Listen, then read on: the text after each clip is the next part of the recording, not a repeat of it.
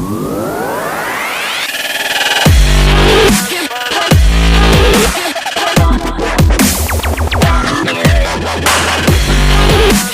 back to Pop Culture Explosion. I'm Mike, and today we're going to be talking about Logan. Yes, Wolverine is back, and he is old and crotchety, it is looking like. So today I want to dissect that trailer that came out last week, talk about it, analyze it a little bit, see if we can find some Easter eggs.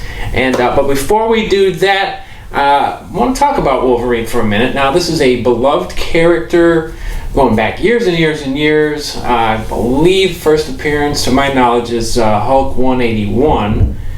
And, he's been around a long time.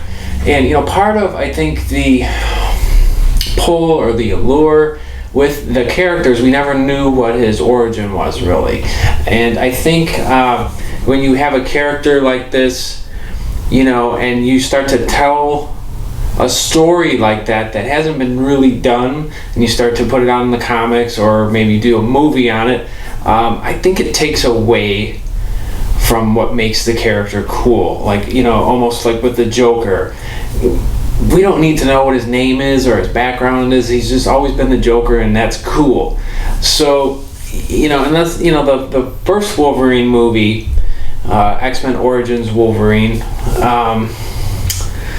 not real fond of that one, and that's widely sort of panned, famous now for botching the Deadpool character, and Ryan Reynolds had to come in with his crew and really do that justice. But just not a great movie. I think I've maybe seen it once or twice a while back, so it's not really fresh, but kind of one of those where you kind of know everyone kind of complains about it. And then we have the Wolverine, which I've seen about. I'm going to watch it again tonight, but I've seen probably half of it and end up, had to do something, turned it off.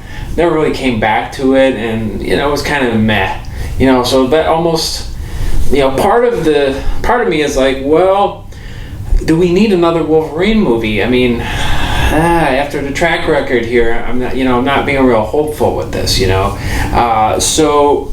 There's a lot of disappointment with those other movies because it's such a great character, and it just seems like these last couple movies haven't really been able to do him justice. So, we'll see. We'll see what happens here. But, now this trailer drops last week, and, automatically, I think tonally it hit me, especially being a huge Nine Inch Nails fan, and then I hear, also a Johnny Cash fan. I hear him doing Hurt, the song that he did a cover of before he died, a little ways back there, and wow, that grabbed me right away with this. So I was pulled in, and I'm a fan of the sort of post-apocalyptic world type scenarios, movies, games like Fallout 4 and so forth. So now that's pulling me a little further in. Okay, so today we're going to talk about this trailer and sink our teeth into a little bit more and kind of do some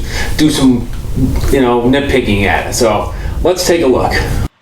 Logan tells Charles Xavier that the world is not the same as it was. Mutants are gone.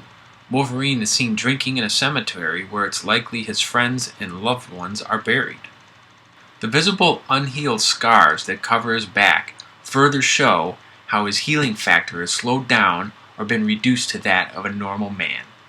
The world has gone to hell. We wouldn't necessarily say it's a post-apocalyptic wasteland, but things don't look good. Something pretty devastating has happened. There's clearly destruction about, and no one is bothered to repair things. So is this X-23 we're looking at? We hear Professor X say, "Logan, you still have time." Time for what? To redeem himself?